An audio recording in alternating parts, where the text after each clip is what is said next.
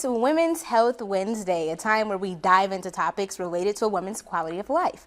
We've covered menopause in the past, learning about the impacts it has on a woman's body, in addition to common risks. So as we know, menopause is a natural phase in a woman's life that marks the end of her menstrual cycle, typically occurring between the ages of 45 and 55, and can cause a variety of symptoms, including hot flashes, night sweats, mood changes. But today, we're focusing on the gold standard for treatments of menopausal symptoms with Maddie Gresham, a certified menopause specialist with Carl Health. Welcome back, friend. Thank you. Thank you for having me back. Thank you for coming, right? I've been talking to a lot of women about menopause, perimenopause, and they have so many questions. Oh, I love it. So it's only right that we continue this conversation, Yes, right? absolutely. Especially in regards to treatments. Absolutely. So what's overall treatment options for menopause? Yeah, so I think it's important to always remember that a woman's treatment is always going to be individualized and unique. It's going to depend on her symptoms and her medical history, but there's so many different things that we can do. There are lifestyle changes, there are non-hormonal options, and there are hormonal options. Hormone replacement is the gold standard treatment of menopause care, and it's highly underutilized. So I think it's a great thing to kind of touch on a little bit more. So why is it sometimes underutilized, would you say? Yeah, so hormones historically, for a period of time, were used pretty routinely. And then we had this very large study done. It was done over 20 years ago. And it was unfortunate because it brought up a number of concerns. But unfortunately, the study was kind of misinterpreted and analyzed in a way that was not correct. It used an older group of women. The average age was 65. They only used one route of hormones, which was oral. They only used one form of hormones, which was synthetic and not bioidentical. And then they misinterpreted their data on top of that. So was there anything correct about the study? Right. There was, it was unfortunate. The goal of the study was good, to learn more about hormones. And, unfortunately in women's health, we have such a lack of studies that are being done. So with it being the largest study, it was unfortunate that it caused all this unnecessary fear. And, hundreds of thousands of women came off of their hormones very drastically. And we did see an increase in mortality from that. So that was, something that now we're finally learning was, that fear was really not founded. Okay, so let's take a step back. Yeah. Do you think that we are over-medicalizing or overstepping when it comes to treating menopause? Yeah, I think that's a great question, and it's something that we kind of see being out in media now, and I do not think so.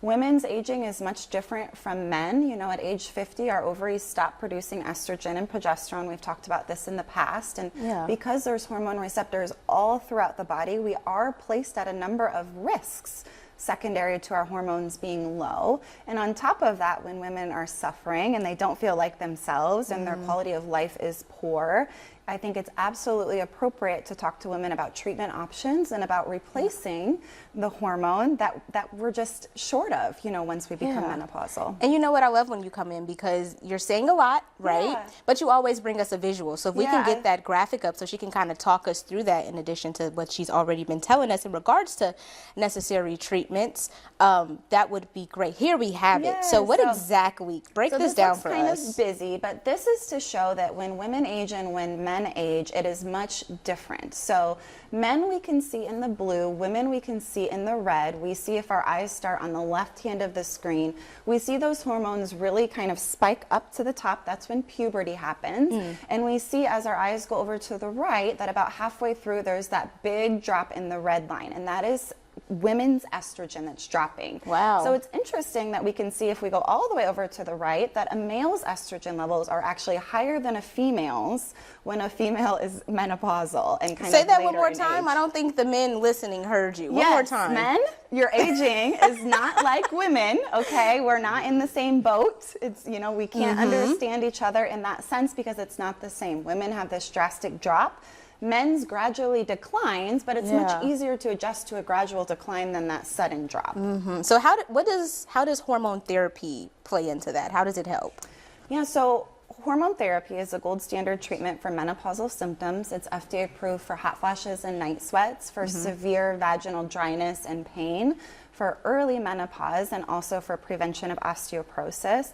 And what the goal of hormone therapy is to give you back estrogen and progesterone. Typically we use bioidentical, meaning exactly similar to the structure made by the ovaries. And it's just to help support your body and bring those levels up to around where they may be in reproductive years. Yeah. So if those are the benefits, what are the risks? So there's so many different benefits. Prevention of osteoporosis, we've talked in the past, when initiated within the first 10 years of menopause, it may reduce the risk of cardiovascular disease, #1 cause of death in women, reduce the risk of Alzheimer's disease, reduce the risk of diabetes, reduce the risk of colon cancer, increase your life expectancy, decrease your all-cause mortality. When initiated within the first 10 years of menopause, those benefits always typically outweigh the risks. Risks are rare, less than 10 events per 10,000 women per year. Okay. And they include gallbladder disease, blood clot, breast cancer, and stroke. There are ways that we can significantly reduce those risks as well. Okay. So what are some therapies that are not recommended? So we see a lot, or we've heard a lot in the past about so many different supplements, black cohosh, maca, turmeric, all these different things, using relaxation techniques, using cooling technique, using a fan, right?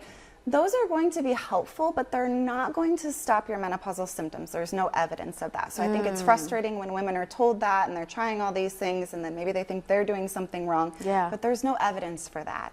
We also don't typically recommend using pellets, which is a common therapy, and we also don't recommend using compounded hormones as a first-line therapy. Wow. All right. So no Google searches. No Google searches. Right? So make sure you connect with the experts at Carl Health, or just join us on August 6th as we continue to explore women's health together. Thanks for coming in. Thank you for having me. Of